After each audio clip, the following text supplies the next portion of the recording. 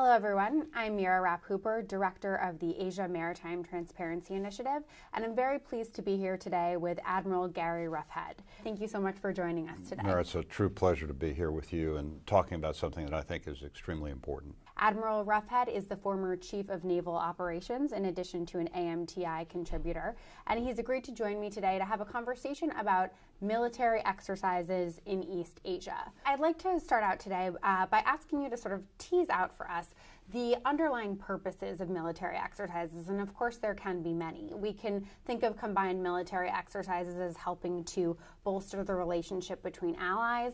We can think of them as a state like the United States demonstrating its presence and reinforcing deterrence through military exercises. And we can even think of exercises as serving a role between potential adversaries, helping to reduce tensions between them. So could you just tell us a bit in general terms about how each of these three dynamics are playing out in East Asia?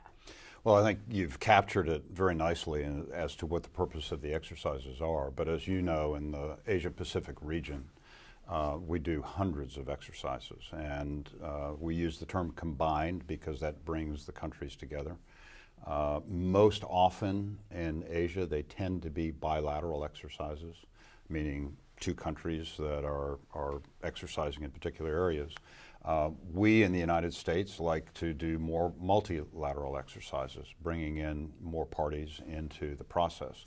As you said, they serve many functions. They demonstrate our presence, they demonstrate our commitment to the security and the prosperity of the region. They enable political relationships to evolve with the military underpinning, the security underpinning. But they also are great for our people to be able to practice their skills, but to be able to do it with, in my case, the Navy, sailors of other countries. And you build relationships that are extraordinarily important. All too often we focus on the exercise proper, when the ships get together at sea and you do various evolutions. But these exercises are really months in the planning. And the activities that take place between the planners from the United States and the other country or other countries really begin to develop relationships that are lasting, that they are there to be used or to be re-energized.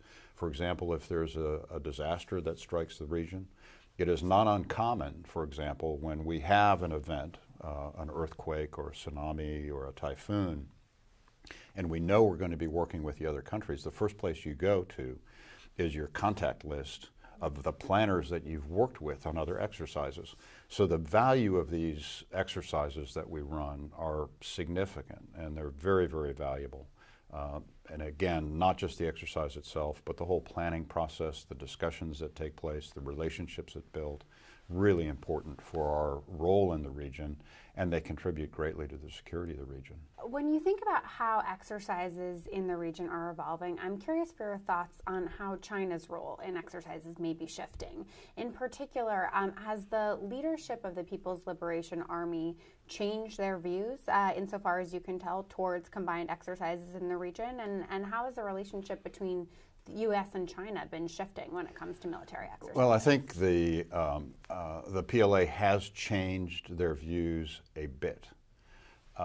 What we've seen recently, for example, a major development was the participation of the PLA Navy in the Rim of the Pacific exercise. We've seen recently a humanitarian exercise in Hawaii with PLA forces that are there. But it seems to me still to be a bit lopsided. In other words, the PLA is participating in exercises that we're hosting, and I think that's a very positive thing.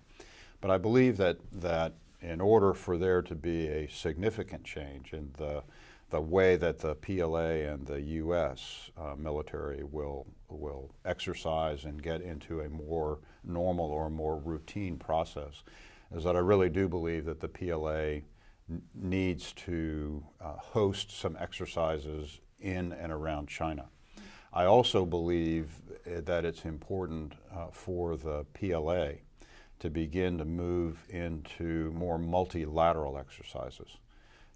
As you know, RIMPAC is perhaps one of the largest multilateral exercises in the world. It clearly is the largest naval exercise in the world. When I've talked to some of my PLA interlocutors about doing something similar in China, I was always told, well, we don't do multilateral exercises. But I think that it's time that the PLA really needs to begin to think differently about how they want to play the role in the region and begin to do a bit more hosting of these exercises in and around China.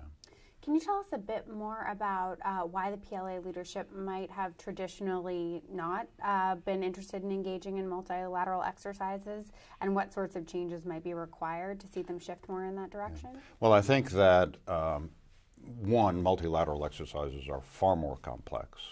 They take into account not only different militaries, but also in the region you have to take into account the different politics that may exist among the various countries. I think the bilateral is much easier. It is something that they have been doing for a long time, and I'm hopeful that we'll see a change. But I think a lot of it is the way it has always been done. But it's also much easier to work bilateral effects, if you will, without bringing in all the other countries. I do believe, and we've seen so many times, and I alluded to why these exercises are important, that when you come together in response to an event, whether it's a humanitarian issue, some climate event that may take place, you tend to come together multinationally. And it really does pay to have practiced in that type of a scheme, a venue, and I think that China really needs to begin to move down that path. Shifting to other U.S. friends and allies in the region, I wonder if you could share with us your thoughts on what India's evolving role in military exercises in the region is likely to look like. Well, I think that India will be much more active in military exercises in what I would call the Indo-Pacific, because clearly their primary interest is really the Indian Ocean, the sea lanes that are in the Indian Ocean, and the approaches to that ocean, whether it's coming out of the Straits of Hormuz or through the Straits of Malacca.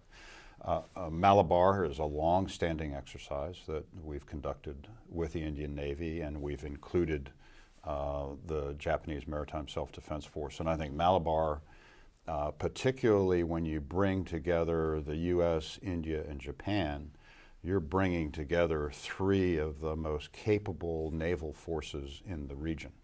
The Indian Navy is very professional, very competent. They operate significant technology in their Navy. Japan, very much the same.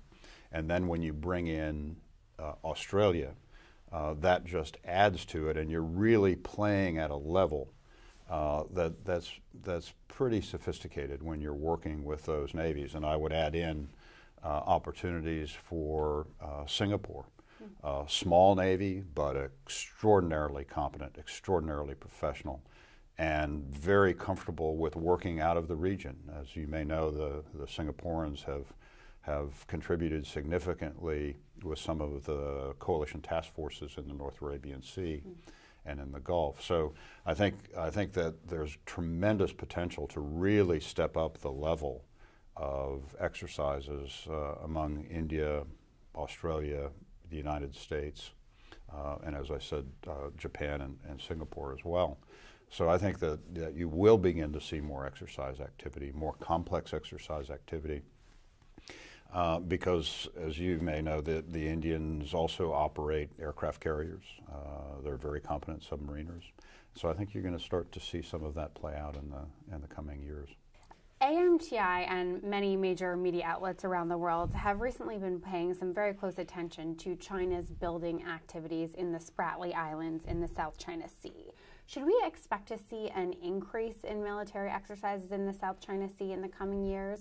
And if so, would you anticipate that these will be exercises that involve more countries, that are longer in duration, that are targeting specific locations that they might not have operated around before? What is sort of your vision of the role that combined exercises might play in managing the tensions in the South China Sea?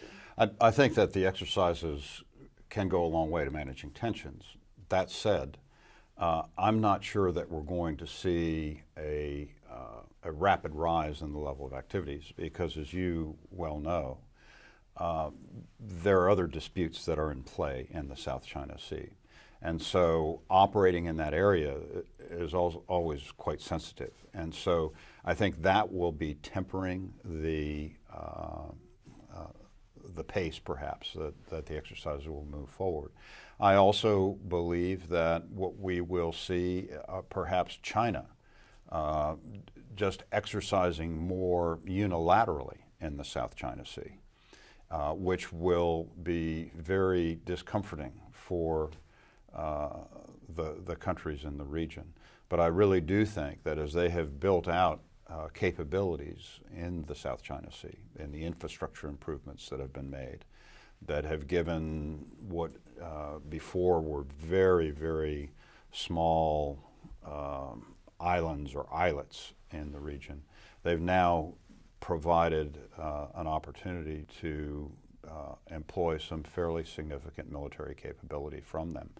And so I think the first thing we will probably see is more Chinese unilateral activity, an assertion of their views with regard to the South China Sea.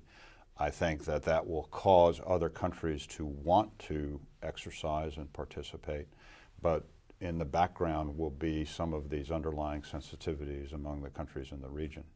So I think that's probably how we'll see it play out.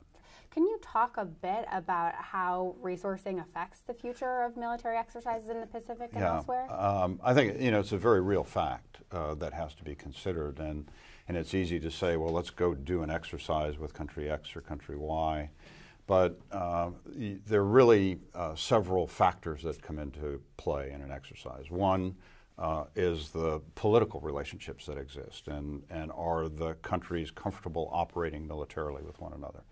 Then there is the question of military compatibility. And because the region has such a range of countries with varying levels of military technology and experience, you have to take a look at that. But then you really come down to the fact that, do you have the forces that can be put toward that exercise, or are they off doing other things?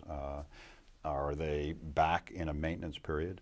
And then just the money that you spend on fuel and ammunition and all the food and support that goes out into a maritime exercise.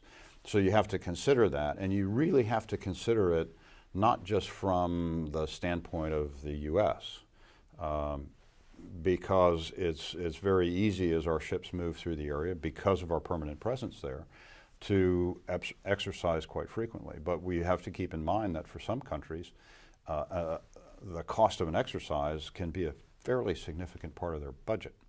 And so the pace with which exercises play out really have to take into account resources. And in the case of the U.S., it's no different. Our men and women who are forward deployed in the region are very busy.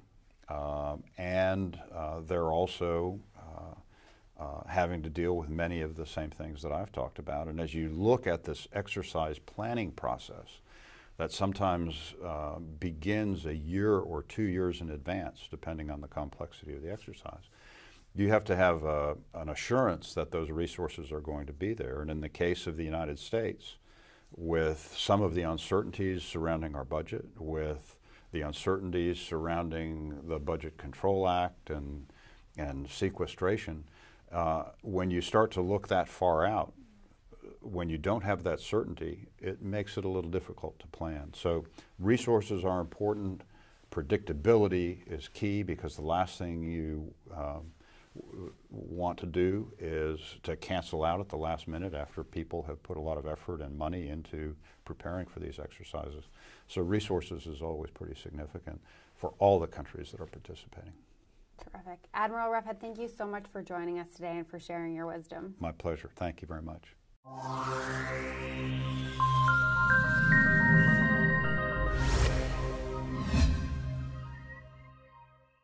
As a state like the United States demonstrating its presence and reinforcing deterrence through military exercises. And we can even think of exercises as serving a role between potential adversaries, helping to reduce tensions between them. So could you just tell us a bit in general terms about how each of these three dynamics are playing out in East Asia? He's agreed to join me today to have a conversation about military exercises in East Asia. I'd like to start out today by asking you to sort of tease out for us the underlying purposes of military exercises, and of course there can be many. We can think of combined military exercises as helping to bolster the relationship between allies.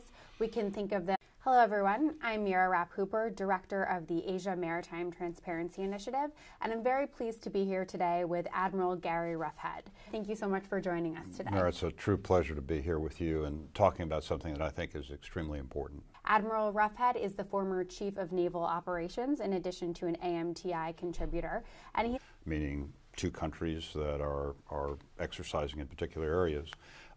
We in the United States like to do more multilateral exercises, bringing in more parties into the process. As you said, they serve many functions. They demonstrate our presence, they demonstrate our commitment to the security.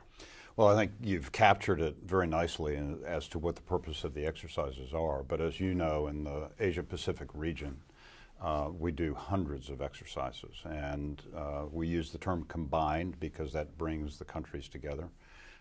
Most often in Asia, they tend to be bilateral exercises.